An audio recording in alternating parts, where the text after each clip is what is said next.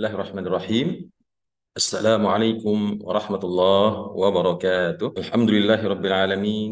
Nahmaduhu wa nasta'inuhu wa nastaghfiruh. Wa na'udzu billahi min syururi anfusina wa min sayyiati a'malina. Wa man yudlil fala hadiyalah. Asyhadu an la ilaha illallah wahdahu la syarika lah. Wa asyhadu anna sayyidana wa nabiyyana Muhammadan abduhu wa rasuluhu sallallahu alaihi wasallam. La nabiyya ba'dah. Amma ba'd, Bapak-bapak dan Ibu-ibu, ikhwan dan akhwat, saudara-saudara sekalian yang dirahmati oleh Allah.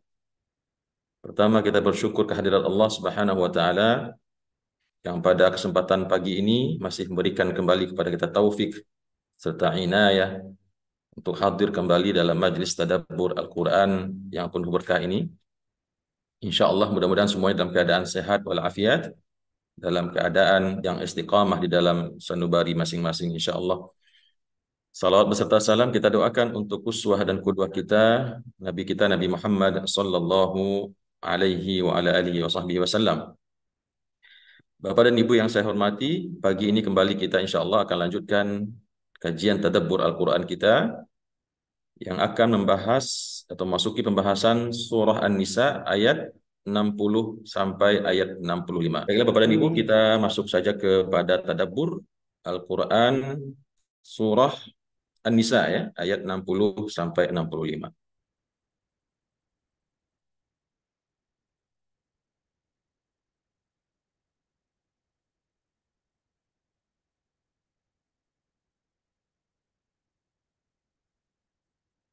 Baik. A'udzubillahi minasyaitonirrajim. Bismillahirrahmanirrahim. Bapak dan Ibu yang saya muliakan, di ayat 60 ini masih ada hubungan langsung dengan ayat-ayat yang sebelumnya ya, yaitu perintah untuk taat kepada Allah, perintah untuk taat kepada Rasul, perintah untuk taat kepada ulil amri ya. Dan kemudian ketika ada persengketaan, perselisihan dalam suatu perkara, baik yang berhubungan dengan agama maupun yang berhubungan dengan kehidupan, maka Allah memerintahkan kepada kita untuk mengembalikan semua urusan itu kepada hukum Allah dan petunjuk Rasulullah Sallallahu Alaihi Wasallam. Yang demikian itu kalau kita betul-betul menyatakan diri kita orang-orang beriman dengan Allah dan hari akhir ya. Dzalika khairu wa ahsanu ta'wila. Yang demikian itu kata Allah lebih baik untuk kita lakukan dan lebih baik pula akibatnya untuk kita. Kemudian di ayat yang 60 Allah Subhanahu wa taala mengatakan alam tara ilal ladzina yaz'umuna annahum amanu. Apakah tidak kamu melihat ya, kamu di sini adalah Nabi Muhammad sallallahu alaihi wasallam dan petunjuk juga untuk kita yang membaca Al-Qur'an pada hari ini. Apakah tidak kamu melihat atau apakah kamu tidak melihat kepada orang-orang yang yaz'umuna di sini artinya mendakwakan ya, yang mereka menyatakan kepada Nabi Muhammad sallallahu alaihi wasallam annahum amanu ya. Jadi yaz'umu di sini bukan mengira artinya ya, tetapi mendakwakan, menyatakan ya, memproklamirkan. Tidakkah engkau melihat wahai Muhammad kepada orang-orang yang menyatakan annahum bahwasanya mereka amanu. Mereka itu beriman atau telah beriman bima unzila ilaika dengan apa-apa yang telah diturunkan kepada engkau yaitu Al-Qur'anul Karim. Tidakkah engkau perhatikan orang-orang tersebut yang di depanmu mereka menyatakan mereka itu beriman dengan apa yang keturunkan wahai Muhammad yaitu Al-Quran, mengaku beriman dengan Nabi Muhammad dan beriman pula dengan apa yang diturunkan Allah kepada Nabi Muhammad yaitu Al-Quran, wa ma unzila min qablik, dan begitu juga mereka beriman dengan apa-apa yang telah diturunkan sebelum engkau. Mereka beriman dengan Al-Quran dan beriman pula dengan kitab-kitab yang sebelumnya, kitab Taurat, kitab Zabur, ya, kitab Injil. Sebagaimana itu memang juga akidah kita umat Islam yang kita wajib beriman, ya, bahwasanya Allah telah menurunkan sejumlah kitab sebelum Al-Quran ini. Kemudian kata Allah, tidakkah engkau perhatikan perkara mereka itu yang tadinya mengatakan beriman kepada apa yang diturunkan kepada engkau oleh Allah dan begitu juga apa yang diturunkan kepada sebelum engkau. Namun apa yang terjadi? Yuriduna ayyatahakamu ila taghut. Namun mereka justru menghendaki atau menginginkan ayyatahakamu, bertahkim. Ya, bertahkim di sini artinya mengambil petunjuk, mengambil keputusan ketika terjadi perselisihan. Ya, padahal mereka sudah beriman dengan Nabi Muhammad. Pernyataan mereka demikian. Namun ketika di antara mereka berselisih, ya, dan di sini memang ada asbabul nuzul daripada ayat ini, diceritakan bahwasanya orang-orang ahlul kitab yang mereka itu tadinya telah beriman dengan Nabi Muhammad SAW, kemudian ketika terjadi perselisihan di antara mereka, mereka justru pergi ke orang-orang kafir, ya, orang-orang ahlul kitab yang masih kafir. Ayatahakamu ila taghut. Mereka justru pergi bertahkim kepada taghut, ya. Taghut di sini tentu orang-orang yang mereka sembah selain Allah, orang-orang yang mereka percayai lebih hebat, ya, lebih agung, lebih berilmu, lebih berhak untuk diikuti dan dipatuhi. Nah, itu disebut dengan taghut, ya. Kalau dalam tafsir At-Tabari disebutkan bahwa taghut di sini adalah seorang sosok kafir yang bernama Ka'ab bin Ashraf, ya, yang merupakan pemuka Yahudi yang dianggap sebagai orang yang bijak dan segala macam. Maka mereka justru pergi kepada taghut ini untuk bertahkim, untuk mengambil hukum, ya, bukan kepada Nabi Muhammad sallallahu alaihi wasallam. Wa qad umiru ay yakfuru bih. Padahal dan sungguh mereka itu, ya, padahal sungguh mereka itu telah diperintahkan untuk kafir dengannya, untuk kafir dengan taghut ini. Artinya mereka telah diperintahkan oleh Nabi Muhammad SAW. Kalau kalian telah masuk kepada agama Islam, masuklah dengan sempurna. Jangan setengah-setengah, ya. Ikuti syariatnya dengan utuh, sempurna, kafah, ya. Karena apa? Karena mereka itu telah diperintahkan untuk kafir, ingkar kepada taghut-taghut yang ada itu. Karena mereka tadinya telah mengatakan beriman dengan Al-Quran dan kitab-kitab sebelum Al-Quran. Namun yang terjadi apa? Mereka bertahkim kepada taghut, padahal telah diperintahkan untuk mengkafirinya, untuk ingkar kepada taghut tersebut. Ya, kemudian kata Allah, wa yuridu syaitanu ayyudillahum dhalalan ba'ida. Allah menyatakan, dan syaitan itu menginginkan agar menyesatkan mereka dengan sebuah penyesatan yang sangat jauh. Jadi sudah besertaan, ya, antara keingkaran mereka yang datang daripada diri mereka sendiri, dan kemudian adanya syaitan, ya, yang menunggangi mereka, yang memang tidak pernah berhenti untuk menyesatkan anak cucu Nabi Adam, ya. Bahkan orang yang telah kafir pun masih terus disesatkan oleh syaitan ini, sehingga bertambah-tambah kekafirannya, bertambah-tambah maksiatnya, bertambah-tambah kekufurannya, sehingga memang syaitan itu ingin menjaring, merekrut orang-orang penduduk neraka jahanam, ya. Kalau bisa mereka ingin manusia ini semua tinggal bersama mereka nanti di kerak-keraknya neraka jahanam, ya, di dasarnya neraka jahanam. Jadi mereka tidak berhenti juga, Bapak dan Ibu, untuk menyesatkan siapapun manusia yang kafir, meskipun sudah kafir kepada Allah, terus disesatkan, diajak untuk berbuat zalim, diajak untuk berbuat kerusakan. Sebagaimana kita lihat hari ini di Israel sana. Mereka sudah kafir, ya, benar-benar kafir, namun ditambah-tambah lagi oleh syaitan. Mereka jadikan syaitan menjadikan mereka semakin merajalela dengan kekafiran mereka, semakin bertambah berbuat zalim, semakin tambah berbuat kerusakan, karena memang itulah misinya syaitan kepada anak cucunya Nabi Adam, dan tentu terutama lebih lagi kepada orang-orang yang beriman kepada Allah dan Rasulnya. Wa yuridu syaitanu an yudillahum dhalalan ba'ida. Dan syaitan ingin menyesatkan mereka dengan kesesatan yang sangat jauh. Jadi nggak cukup sekedar mereka tidak beriman saja, ya, ditambah-tambah oleh syaitan untuk melakukan pelanggaran dan maksiat yang lain. Kemudian wa idza qila lahum ta'alu ila ma anzalallah, dan apabila dikatakan kepada mereka, apabila disuruh kepada mereka, apabila Nabi Muhammad memanggil mereka dan mengatakan kepada mereka, ta'alu, datanglah, kemarilah, ayo ke sini, ila ma anzalallah, menuju apa-apa yang Allah turunkan, wa ila rasul, dan kepada petunjuk hidayah, ya, nabinya, yaitu Nabi Muhammad SAW. Apa yang terjadi? Ra'aital munafiqina yasudduna anka sududa. Maka kamu akan melihat orang-orang munafik itu tadi dari kalangan ahlul kitab yang telah mengatakan kami beriman dengan engkau wahai Muhammad, kami beriman dengan Al-Qur'an, kami beriman dengan kitab-kitab yang sebelumnya. Tetapi begitu terjadi perselisihan, mereka tidak mau bertahkim dengan Nabi Muhammad, tidak mau bertahkim dengan Al-Qur'an. Mereka pergi mencari tagut-tagut yang mereka percayai, ya. Dan Ketika diajak mereka untuk kembali, ta'alu ila ma anzalallah, kembalilah, marilah, datanglah ke sini untuk kembali kepada apa yang Allah turunkan di dalam Al-Quran, dan begitu juga kepada nabinya. Maka yang terjadi apa? Ra'aital munafiqina yasudduna anka sudua. Kamu akan melihat orang-orang munafik itu justru akan semakin menghalang-halangi engkau dengan penghalangan yang sangat begitu ya. Jadi bukannya saja tidak mau beriman, tapi malah yang terjadi sebaliknya, semakin menghalang-halangi Nabi Muhammad SAW di dalam melakukan dakwahnya. Inilah karakter atau sifat orang-orang munafik yang baik yang berasal daripada ahlul kitab, Yahudi dan Nasrani, dan begitu juga golongan orang-orang kafir yang ada pada zaman Rasulullah SAW. Kemudian Bapak dan Ibu rahimakumullah, di ayat yang berikutnya Allah masih membahas tentang orang munafik atau orang ahlul kitab ini. Allah mengatakan, "Fakaifa idza asabathum musibah?"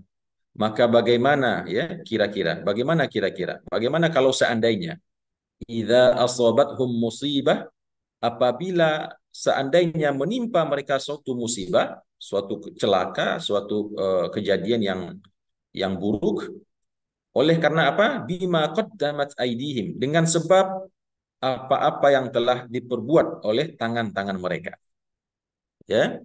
Kemudian coba lihat kata Allah, bagaimana nanti kalau seandainya datang suatu musibah kepada mereka, suatu bencana, suatu hukuman, ya, suatu teguran dari Allah atas sebab apa-apa yang telah diperbuat oleh tangan-tangan mereka, maka kamu akan melihat kemudian, ya, kemudian kamu akan melihat wahai Muhammad, ja'uka, mereka akan datang kepadamu, orang-orang yang tadi membangkang, ya, yang tidak patuh, ya, yang berbuat sesuka hatinya. Maka ketika mereka ditimpakan musibah oleh Allah atas perbuatan mereka itu tadi, atas perbuatan kekufuran, maksiat, kezaliman yang mereka lakukan, maka kemudian apa yang terjadi? Tsumma ja'uka. Lalu mereka kemudian datang kepada engkau wahai Muhammad. Yahlifuna billah, apa yang mereka lakukan? Mereka akan bersumpah menyebut nama Allah. Demi Allah wahai Muhammad, in aradna, sesungguhnya kami, in aradna, tidaklah sekali-kali kami menghendaki, ya, illa ihsana wa taufiqa, kecuali untuk melakukan suatu perbuatan baik dan untuk mendapatkan suatu taufik, ya. Taufik di sini sesuatu yang baik juga, ya, bisa berarti perdamaian, ya. Mereka mengatakan berbuat demikian itu ketika mereka bertahkim kepada selain Nabi Muhammad, kepada tagut tadi, ya mereka biasa munafik, ya, berpura-pura, kemudian lip service lah gitu. Ketika mereka mendapatkan musibah, mendapatkan hukuman dari Allah, lalu mereka sekonyong-konyong tiba kepada Nabi Muhammad SAW, bahkan sampai bersumpah, demi Allah, kami tidak pernah ingkar, kami tidak pernah kufur.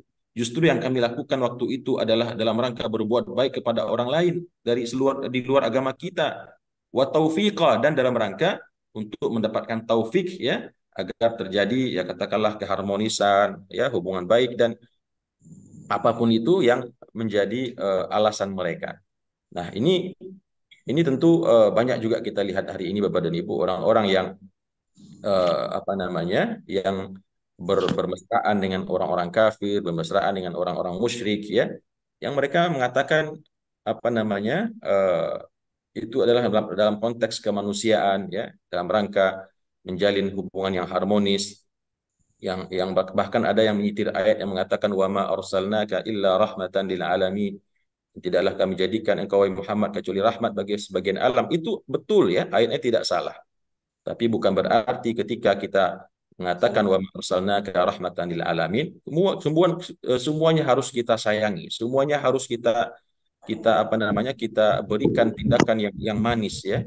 Padahal mereka di belakang kita menusuk punggung kita, padahal mereka di belakang kita melakukan makar pagi, siang, dan malam. Makanya di dalam Islam itu memang agama Islam agama cinta damai, ya.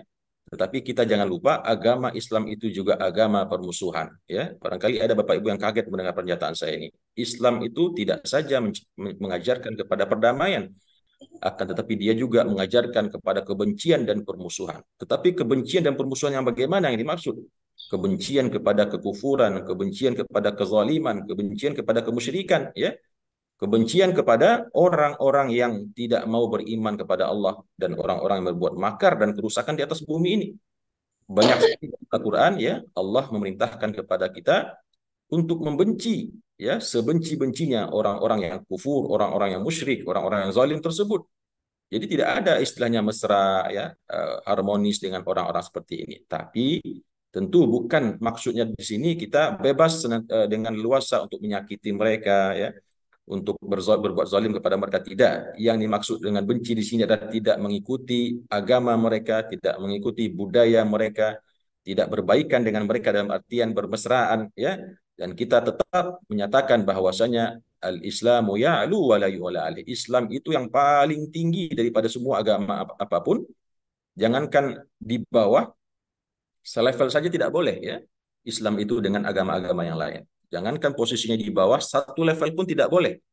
Karena apa? Karena Islam itu ya'lu wa la yu'la alaih. Allah dalam Al-Quran mengatakan wala tahinu wala tahzanu wa antumul a'launa in kuntum mu'minin. Janganlah kalian sedih dan janganlah kalian merasa hina atau rendah diri. Wa antumul a'laun. Kalian adalah orang yang paling tinggi derajatnya ya di antara semua manusia. Tapi syaratnya apa? In kuntum mu'minin. Kalau kalian betul-betul menjadi orang yang beriman.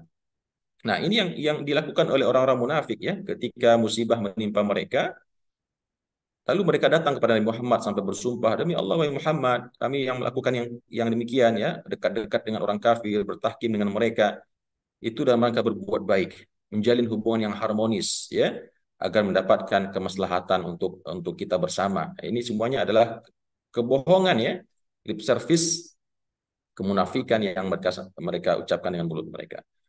Kemudian kata Allah, ulaikal ladzina ya'lamullah ma fi qulubihim. Mereka itu orang-orang munafik tadi adalah orang-orang yang Allah mengetahui apa-apa yang sesungguhnya dalam hati mereka, ya. Allah lebih mengetahui apakah benar omongannya, apakah tulus, ya, apakah ikhlas atau mungkin cuma pura-pura saja. Cuma lip service saja. Atau mungkin karena sudah terpojok ya dan butuh pertolongan lalu mereka menyampaikan ucapan-ucapan yang demikian. Maka kata Allah, ulaikal ladzina ya'lamullahu ma fi qulubihim. Mereka itu semua Allah tahu tentang apa yang terdapat dalam hati mereka. Makanya Allah sampaikan kepada nabinya ya hakikat orang-orang munafik ini melalui ayat-ayat ini. Maka kata Allah, fa'arid anhum.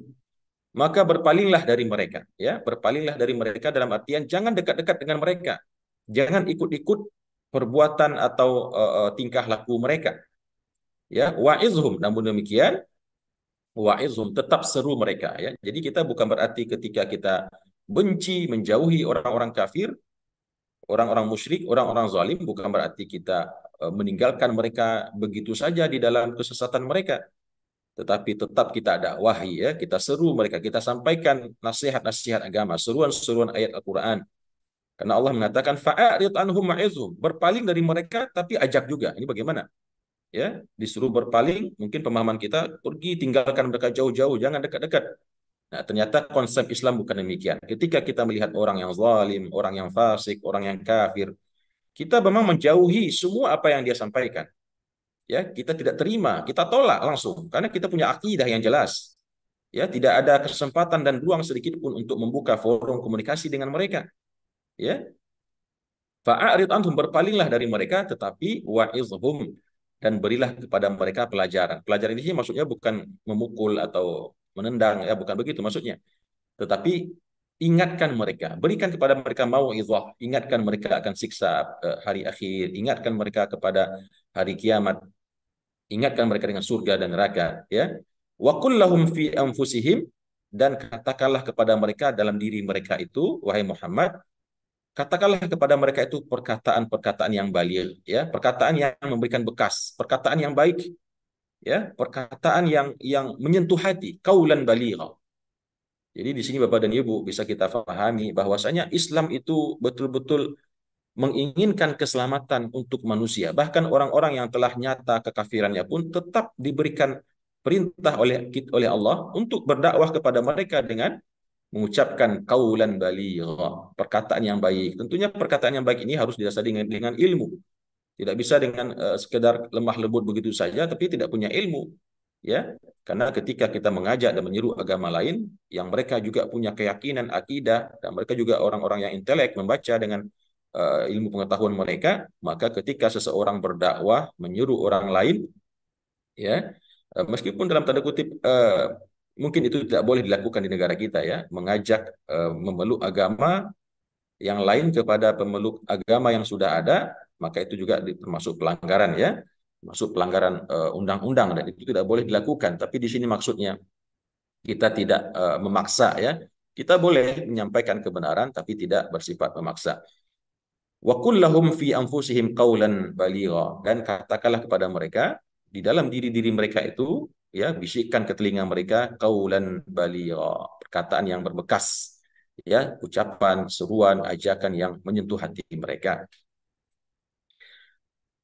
Kemudian Bapak dan Ibu rahimakumullah, di ayat yang berikutnya, ayat 64, Allah mengatakan, "Wa ma arsalna mir rasulin," dan tidaklah kami pernah mengutus di antara para rasul, di antara satu orang pun rasul, dan tidaklah kami pernah mengutus satu orang pun rasul sebelumnya, sebelum Nabi Muhammad, illa liyuta'a biiznillah, kecuali rasul itu harus ditaati dengan izin Allah, ya. Harus ditaati, dipatuhi, ya, diikuti semua apa yang disampaikannya, semua apa yang diserunya, ya, diajaknya. Ya, tidak seperti yang dilakukan oleh orang-orang ahlul kitab munafik tadi. Beriman dengan Nabi Muhammad, tapi giliran ada masalah bertahkim dengan taghut, ya, dan tidak mau mengikuti seruan Nabi Muhammad. Ta'alau.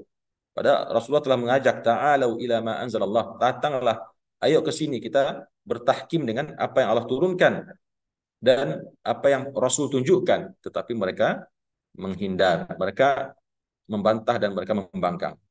Lalu Allah mengatakan, wa ma arsalna mir rasulin, dan tidaklah pernah kami mengutus seorang pun rasul ke atas dunia ini illa liyuta'a biiznillah, kecuali agar mereka rasul itu ditaati, ya, dengan izin Allah Subhanahu wa taala. Kemudian tentunya Allah di sini menyebut ini untuk menyindir, ya, menyindir orang-orang munafik dari kalangan ahlul kitab tadi, yang mereka sebelumnya juga tahu, ya, nabi-nabi yang diutus pada zaman mereka semuanya pasti untuk ditaati. Tidak ada nabi satupun diutus Allah untuk diingkari, ya, diselisihi apa yang disampaikan, tidak ada. Nah, begitu juga harusnya dengan Nabi Muhammad sallallahu alaihi wasallam. Namun mereka faktanya tidak melakukan itu.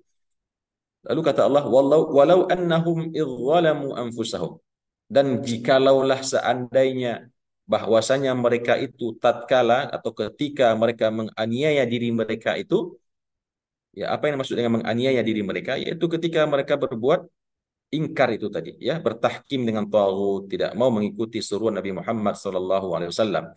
Kata Allah, kalaulah seandainya mereka ketika mereka berbuat zalim terhadap diri mereka itu, kenapa dinamakan mereka itu berbuat zalim kepada dirinya? Karena dengan perbuatan-perbuatan mereka itu, mereka dengan sengaja membuka, menggali kubur di lubang neraka jahanam untuk diri mereka, ya. Jadi mereka sedang menzalimi diri mereka sendiri. Mereka yang membuat skenario untuk diri mereka sendiri menjadi kayu panggangnya atau kayu bakarnya neraka jahanam. Berarti mereka menzalimi jiwa dan diri mereka sendiri. Kata Allah, kalaulah seandainya mereka ketika berbuat zalim itu, ya, kemudian teringat, tersadar akan perbuatan mereka, kemudian mereka datang kepadamu wahai Muhammad. Mereka datang kepadamu wahai Muhammad, fastaghfirullah, mereka datang kemudian mereka meminta ampun kepada Allah, menyadari kesalahannya, bertaubat kepada Allah, ya, meminta maaf, tidak lagi akan melakukan pembangkangan seperti tersebut. Nah, kalaulah mereka pada itu datang kepada engkau wahai Muhammad dan kemudian mereka beristighfar kepada Allah, dan kemudian wastaghfara lahumur rasul, dan kemudian Nabi pun ikut meminta ampunan untuk mereka. Jadi Bapak dan Ibu, ini kelebihan, ya. Kalau kita karena tidak punya saat ini Rasul, kita cuma bisa minta ampun kepada Allah Subhanahu wa taala secara langsung. Tetapi orang-orang yang hidup pada zaman Nabi Muhammad, di samping mereka beristighfar dengan diri mereka sendiri, mereka punya keistimewaan. Begitu mereka datang kepada Rasulullah Sallallahu Alaihi Wasallam dan mereka meminta ampun, meminta ampunkan dosa-dosa mereka kepada Allah melalui Nabi, ya, dengan Nabi mengatakan, ya Allah, ampunilah si fulan, ampunilah si fulana, Maka apa yang terjadi kata Allah, lawajadullaha tawwabar rahima. Sungguh mereka akan menjumpai Allah, mereka akan mendapati Allah itu betul-betul Maha penerima taubat dan lagi Maha penyayang, ya. Karena Allah mereka minta ampun. Ditambah lagi Nabi pun meminta ampunkan untuk mereka. Jadi berapapun besar dosanya, berapapun banyak kesalahannya, maksiatnya, pasti kalau mereka waktu itu datang kepada Nabi Muhammad, ja'uka, datang kepada engkau wahai Muhammad, kemudian mereka bertaubat, minta ampun kepada Allah, dan plus engkau wahai Muhammad juga memintakan ampunan untuk mereka, maka niscaya kata Allah, lawajadullaha tawwabar rahim. Pasti mereka akan mendapatkan Allah itu sebagai zat yang maha penerima taubat dan maha pengampun. Kemudian Bapak dan Ibu rahimakumullah, di ayat yang ke-65 yang terakhir ya, maka Allah mengatakan masih berhubungan erat dan langsung dengan ayat-ayat yang sebelumnya. Fala wa rabbika, ya, maka sekali-kali tidak, ya. Kata Allah, fala, maka sungguh sekali-kali tidak. Tidak benar apa yang mereka lakukan itu, begitu ya. Wa rabbika, dan demi Tuhanmu wahai Muhammad. Allah bersumpah dengan Tuhan, dengan dirinya sendiri. Sungguh sekali-kali tidak. Artinya tidak benar apa yang mereka lakukan itu, ya, yang mereka bertahkim dengan tagut dan mereka tidak mau meminta ampun kepada Allah, dan begitu juga terus melakukan perbuatan maksiat itu, maka kata Allah, fala, sekali-kali itu tidak benar, ya. Wa rabbika, dan demi Tuhanmu wahai Muhammad, yaitu Allah itu sendiri, la yu'minuna hatta, mereka itu tidak akan sampai dikatakan beriman, ya, mereka itu tidak sampai dikatakan beriman hatta yuhakkimuka fima syajara bainahum, mereka itu tidak akan pernah mencapai derajat iman, atau tidak mungkin mereka itu dikatakan orang beriman sehingga mereka menjadikan engkau sebagai hakim, menjadikan engkau sebagai pemutus perkara fima syajara bainahum, ya, memutus perkara dalam hal apa-apa saja yang terjadi dalam perselisihan di antara mereka.